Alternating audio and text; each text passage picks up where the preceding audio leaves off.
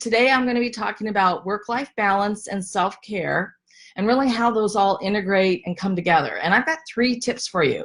And I've got my notes down below, so I'm going to follow those. I think that one of the important things when we're looking at this time of year is that with the holidays, we get a lot of additional things added to our plate. So with family and friends and the end of the year cycle for work. So all of a sudden it's like, pow, a whole bunch of additional stuff. I like to think of it as all these balls that we're juggling. And so let's, I know that my list is long during this time of year, and it seems I could never cross something off, something gets added, or 2 or 3 things, or something I thought I was done, it comes back on. So how do you find that harmony? And how do you get that work-life integration working for you and really make the time for self-care during this busy time? So I've got 3 tips, and these are going to help you regain your equilibrium. Tip number 1. Okay, this is super simple, but it can be really hard. You want to stop, and then you create a clarity map. So what do I mean by that? Because you're going like, I can't stop. I'm so busy. I've got too many things I have to get done. But here's the deal. If you do stop, you need to stop. You can take 10 minutes, you can take 30 minutes, you can take an hour. Really sort of do a clarity map of everything that's going on, everything you want to get done, everything that you have to get done. But when you start to put that clarity map together, it's going to give you some insights into areas that you can, you know, really look at what you're doing. So I do want you to, because this is super, super important. I think of it as getting off that hamster wheel, even if it's only for 10 minutes as you put this clarity map together. So you're giving yourself, I'm going to remind you that when you do stop, you give yourself a gift, because you're going to say, I'm going to make this a little easier for myself by sort of figuring out everything that's on my plate and getting my arms around it. So how does this work? And the reason this works is because when you put your clarity map together, it allows you to identify items that really matter, items that are expendable, and items that you can change or make them easier or delegate. Somehow, you know, make it a little bit minimal stress and you know, make things easier for yourself. So it's literally like you're granting yourself permission so that you can changes. And this helps with that work-life balance. So I like to think of it as opening your eyes and getting outside of your box and the walls that you've built, and then looking at them from different angles and sort of walking the perimeter. And so when I create a clarity map, I really feel that what you want to do is say, ask these questions. Is this task or activity necessary? So am I a people pleaser? So in other words, am I saying yes when I don't have?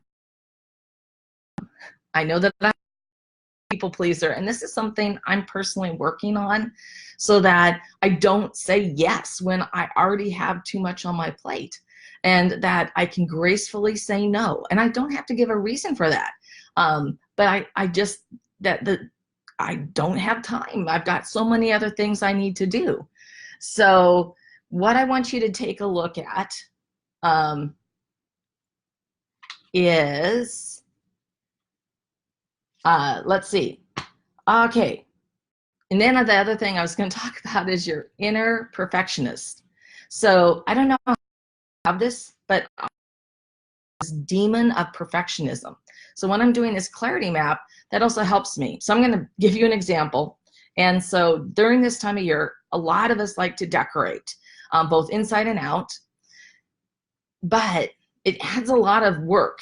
You know, you got to get everything out, you got to put it out, and then you got to put it all back away again, right? And so this year, I really looked at that as one of the things. Now, I do love having lights outside in our yard and all lit up. And I feel a little bit like some kind of house Grinch if all my neighbors have their lights out and I don't. So what can I do? Well, I really started asking, well, why, you know, what's my motivation behind this? Why do I have to do this? And we came up with, and I got my daughter involved, and we sort of decided to do something different this year. So we less lights outside. We just did a smaller display, and it's closer to the house, so we can actually see the lights that are right outside the door, and we can see them from our living room.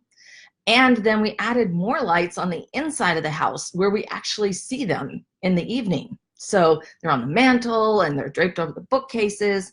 So it actually creates a really festive atmosphere. But it was less work to put them up, and it's going to be less work to put them away. So it was that happy medium. And so that was my reality check when you're doing that. And it's like, what really matters to you so that you can make those choices? Okay, so there was my example. And let's see, I'm looking at my notes. So, so this whole example really talks about our own self-limiting beliefs and some of the pressure and things that we put on top of ourselves need to be doing.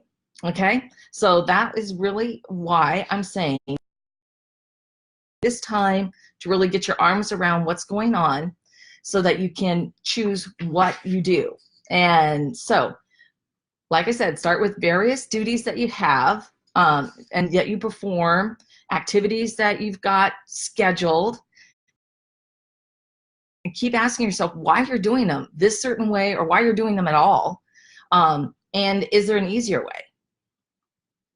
So, and self-imposed beliefs or just add on to the pile. Okay, so you really need to think about that. Like my whole thing about feeling like I'm a Grinch in my neighborhood if I don't have this big holiday light display. You know, come on, you know, get over it. So I also want to have you ask yourself this question: how would you feel if you did something different or you let it go? Or Elsa, you know. I like that. Let it go. So you can also ask your family or friends. They have advice on how you can and be open to ideas, so that with the goal, of course, of minimizing how much you have to do.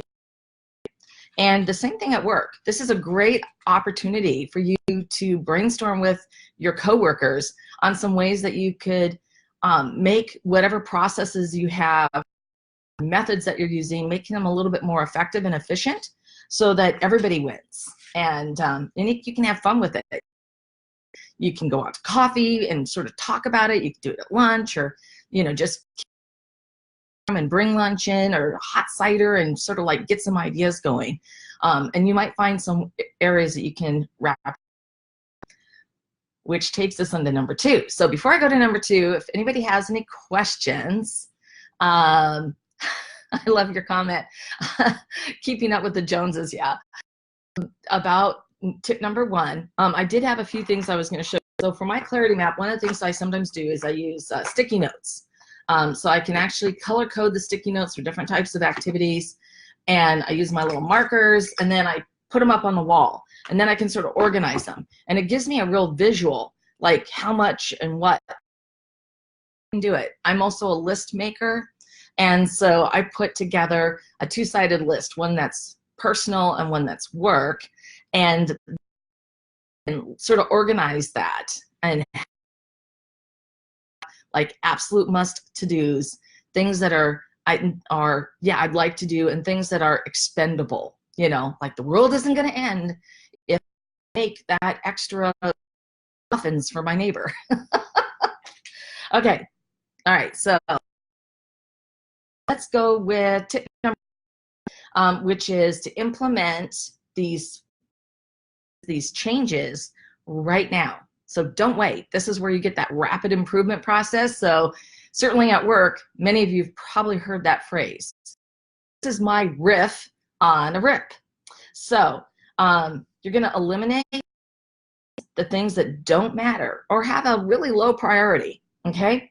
So let go of that perfectionism and that feeling of delegate things that make sense.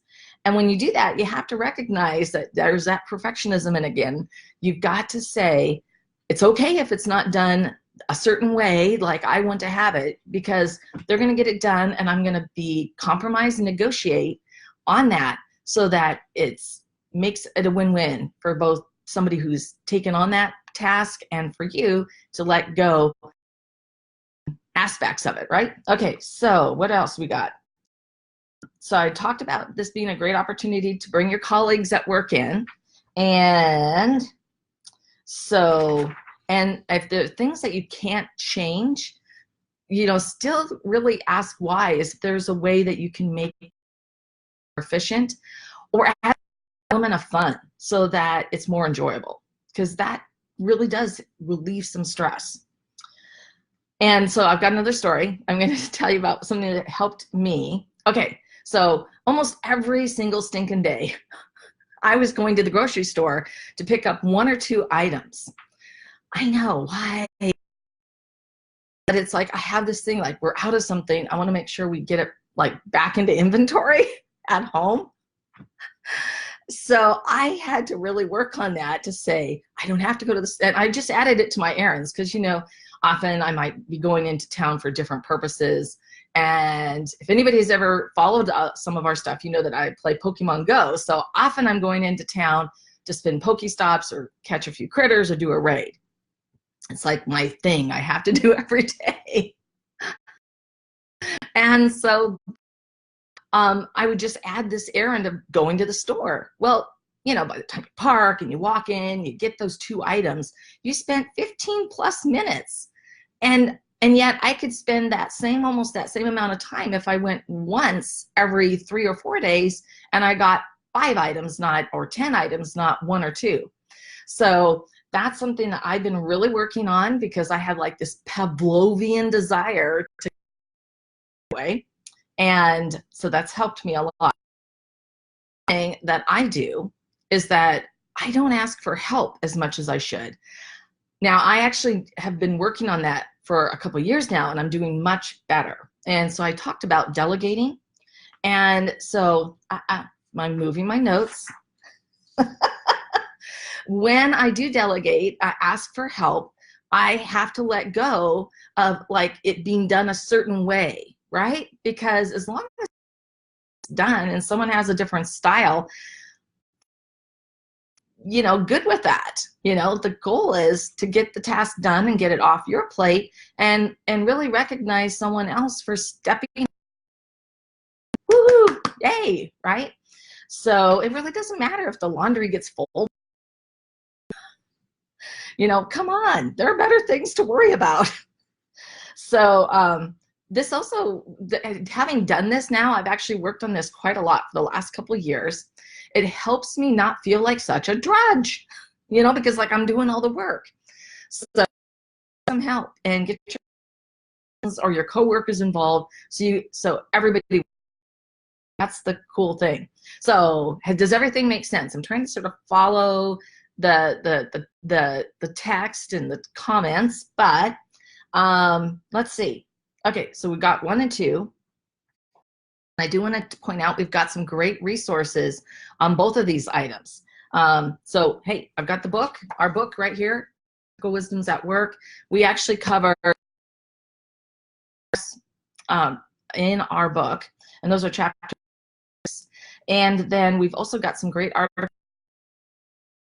and how to, you know, not feel overwhelmed, you know, prevent yourself from feeling overwhelmed. And those are on our website. So,